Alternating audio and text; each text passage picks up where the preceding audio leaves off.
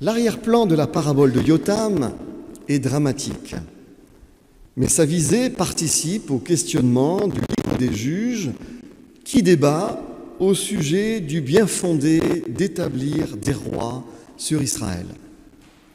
Le peuple de Moïse devrait-il établir un modèle de gouvernance théocratique qui rechercherait en tout point la volonté de Dieu, ou devrait-il voir dans la monarchie un meilleur modèle pour la conduite de ses guerres et de sa dissuasion, comme cela s'est mis en place chez les peuples voisins?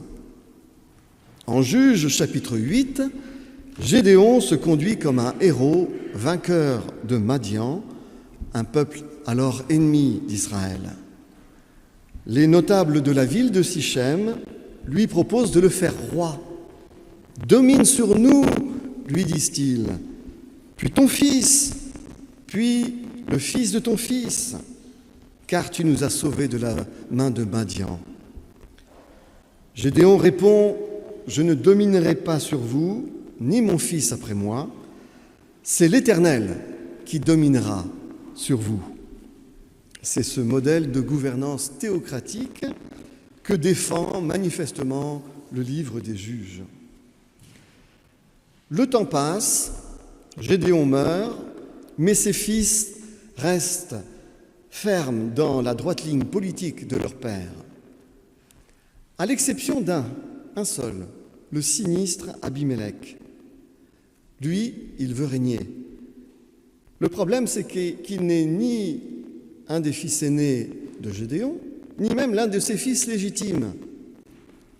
Il propose néanmoins une solution aux notables de Sichem, qui recherchent toujours un roi. S'ils sont d'accord pour lui avancer des fonds, il engagera des mercenaires et il fera disparaître ses 70 demi-frères, de sorte qu'il sera le seul héritier du mémorable Gédéon et qu'ils pourront alors l'introniser. Scénario sordide, digne des pires annales de l'histoire, mais scénario auquel souscrivent les notables de Sichem dans le récit. Aussitôt dit, aussitôt fait, Abimélec fait exécuter ses 70 demi-frères et se fait introniser comme roi. Un seul fils de Gédéon réchappe au massacre, il s'appelle Yotam. Et c'est lui, Yotam, qui vient crier des hauteurs de la ville cette parabole remarquable que nous lisons dans le chapitre qui suit, en Juges chapitre 9. Remarquable parabole, si l'on considère les rouages qu'elle met en scène concernant l'attente tacite des peuples vis-à-vis de leur chef. Entrons dans cette parabole de Yotam. Les arbres de la forêt, dit-il, décident de se mettre en quête d'un roi. Il s'agit bien entendu des notables de Sichem qui sont alors caractérisés comme ces arbres de la forêt. Ces arbres de la forêt s'adressent donc successivement à l'olivier, au figuier et à la vigne pour qu'ils deviennent l'un après l'autre le roi de la forêt. Ces arbres refusent pareillement, en raison de l'apport essentiel qu'ils apportent à la vie des hommes et donc aussi à la gloire de Dieu. L'idée même de se balancer au-dessus des arbres de la forêt, comme ils le disent ironiquement, les révolte au plus haut point.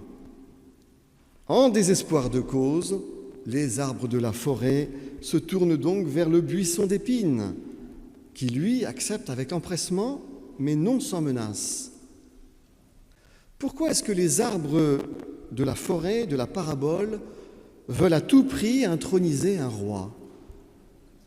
La réponse se trouve assurément dans la réplique du buisson d'épines lorsqu'il déclare aux arbres: « Si c'est de bonne foi que vous voulez me donner l'onction, venez, réfugiez-vous sous mon ombrage. » La chaleur du soleil d'Orient est toujours susceptibles d'entraîner des sécheresses catastrophiques pour les arbres de la forêt. Cette chaleur, cette sécheresse nourrissent l'inquiétude profonde des arbres de la forêt. Qui va les protéger de ce fléau et de tout ce qui peut en résulter? Sécheresse, risque d'incendie, lutte pour la survie, lutte pour le partage des ressources. Attention aux graines portées par les vents. Leur implantation risque peut-être de rendre encore plus rare l'eau. L'inquiétude, la crainte du lendemain, la peur du dessèchement ou du déclassement, voilà ce qui mine les pensées, les discours, les journaux télévisés, la presse écrite des arbres de la forêt, sans oublier bien sûr leurs propos de comptoir. Et nul ne peut dire que leur inquiétude n'a pas de fondement. C'est tout le contraire. Leur inquiétude est bel et bien fondée. Le soleil et la sécheresse sont des réalités. Le problème de l'inquiétude, c'est qu'elle ajoute aux difficultés réelles de l'agitation et de l'angoisse qui font progressivement perdre la lucidité.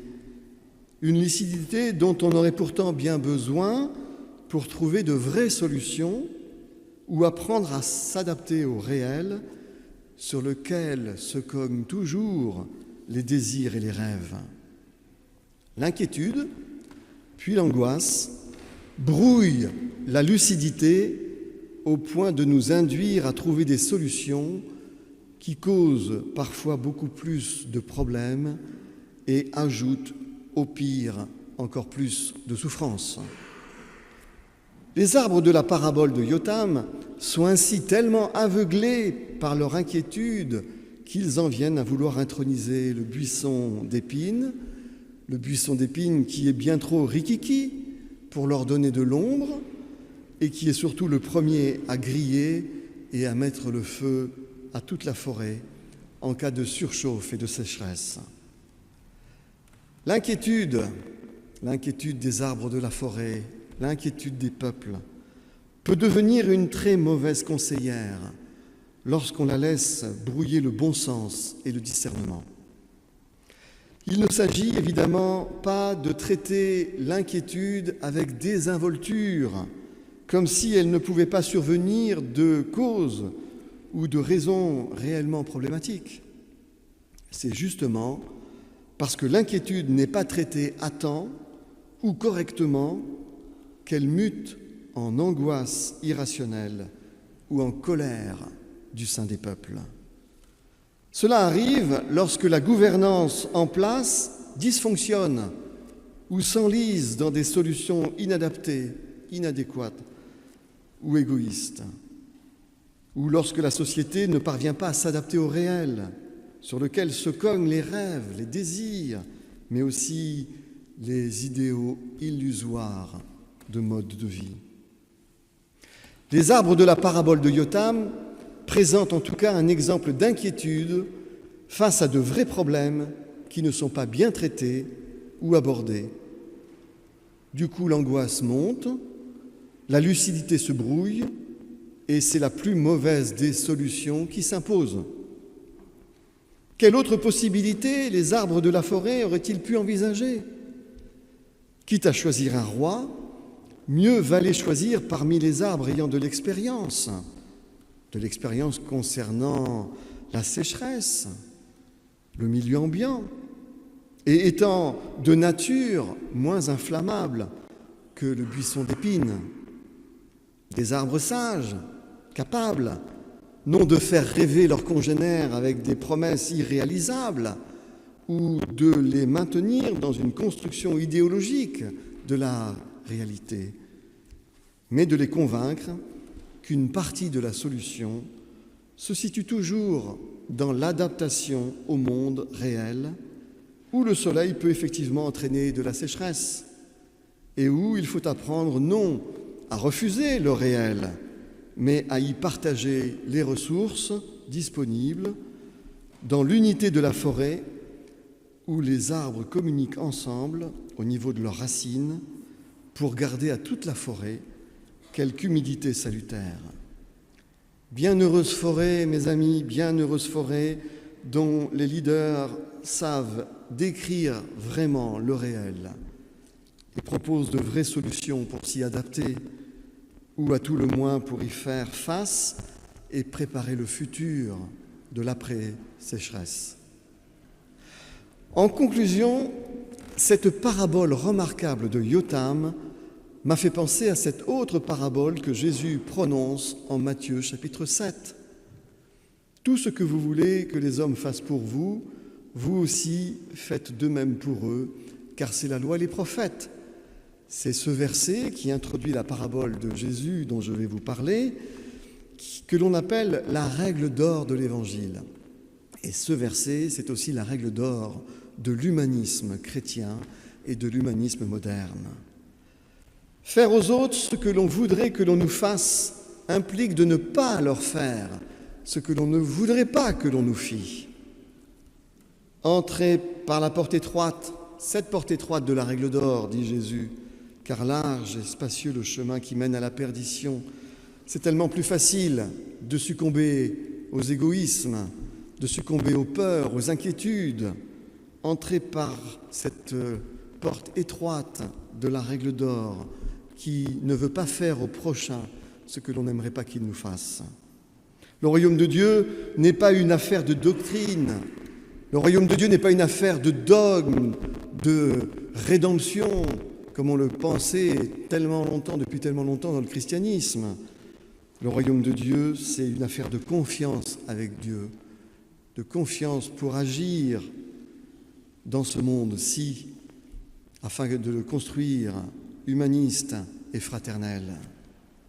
Et voici cette fameuse parabole de Jésus à laquelle la parabole de Yotam m'a fait penser. Gardez-vous des faux prophètes. Ils viennent à vous comme des brebis, mais au-dedans ce sont des loups ravisseurs. Vous les reconnaîtrez à leurs fruits. Cueille-t-on des raisins sur des épines ou des figues sur des chardons? Tout bon arbre porte de bons fruits, mais le mauvais arbre produit de mauvais fruits. Un bon arbre ne peut porter de mauvais fruits, ni un mauvais arbre porter de bons fruits. Tout arbre qui ne produit pas de bons fruits est coupé et jeté au feu. C'est donc à leurs fruits que vous les reconnaîtrez. Il parle des faux prophètes. Chers amis, il y a des problèmes et ils peuvent être très angoissants. Mais ce n'est pas avec de mauvaises solutions qu'on résout les problèmes. Les notables de Sichem, en écoutant la parabole de Yotam, peut-être y ont pensé, mais trop tard. Les mauvaises solutions entraînent toujours davantage de problèmes et toujours plus de souffrances. L'inquiétude ne doit pas l'emporter sur la sagesse et le discernement. Il suffit de regarder aux fruits qui ont été produits par les arbres pour discerner quelle est leur réelle possibilité concernant les problèmes qu'il faut solutionner. À chacun et à chacune d'être responsable, de regarder les fruits qui ont été produits pour savoir si l'on peut faire confiance aux arbres qui se proposent de dominer, de se balancer parfois au-dessus de la forêt. Mais que faire lorsque la majorité des arbres de la forêt se tournent vers le buisson d'épines pour l'introniser? Impossible pour les arbres réfractaires ou restés lucides de se déraciner et de s'exiler. Il leur importera davantage de résister. C'est un mot très protestant, ça, résister. Résister aux vrais problèmes et résister aux mauvaises solutions. De résister au buisson d'épines. Et de continuer à faire réfléchir, comme Yotam, les arbres de la forêt, dans l'espérance qu'ils retrouvent un jour leur bon sens. Ce jour-là, après peut-être beaucoup de déboires et de désillusions, ils seront là, ces arbres résistants. Ils seront là pour soigner, pour réconforter, pour réaffermir leurs frères de la forêt, dans un monde qui reverdit et qui refleurit, Dieu merci, après les sécheresses, après les catastrophes. Car le monde appartient, tout comme le temps, à celui qui les a créés l'un et l'autre. C'est en restant enracinés au maître du monde et du temps que les arbres résistants puiseront leur force et leur espérance. Cette espérance qu'après la sécheresse, la forêt reverdira. Amen. Amen.